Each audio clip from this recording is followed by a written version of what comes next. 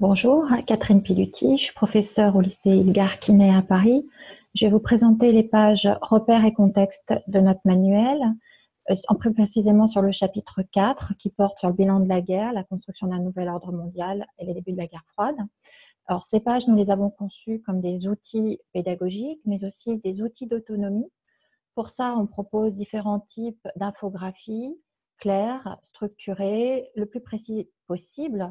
Donc, je vais vous les montrer. Donc, les deux premières pages proposent un tour d'horizon de l'ensemble du chapitre avec les principales notions, mais également une grande frise et les grands repères temporels du chapitre, ainsi que la localisation des questions qui sont traitées dans le manuel. Donc, par exemple, la France pour le programme du CNR, les villes des grands procès internationaux, le coup de Prague et la fondation d'Israël.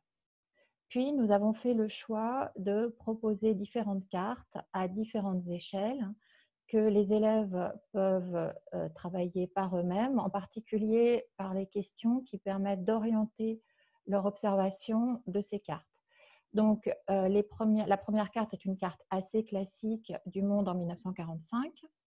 Puis, nous avons fait un zoom sur l'Europe, ce qui permet de mettre en évidence les conséquences humaines, non seulement de la guerre, mais aussi du règlement du conflit.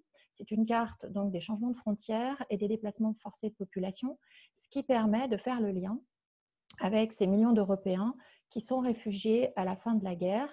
Et d'ailleurs, une question à laquelle on aura l'occasion de revenir avec la fondation d'Israël.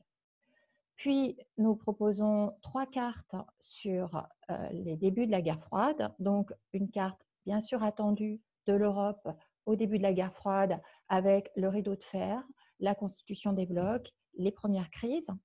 Puis, 2 cartes sur l'Asie, ce qui permet de montrer la bipolarisation précoce en Asie et puis qui permet de montrer aux élèves d'autres caractéristiques, en particulier la diversification des formes d'affrontement et la multiplication des acteurs quand des conflits localisés deviennent des conflits de guerre froide.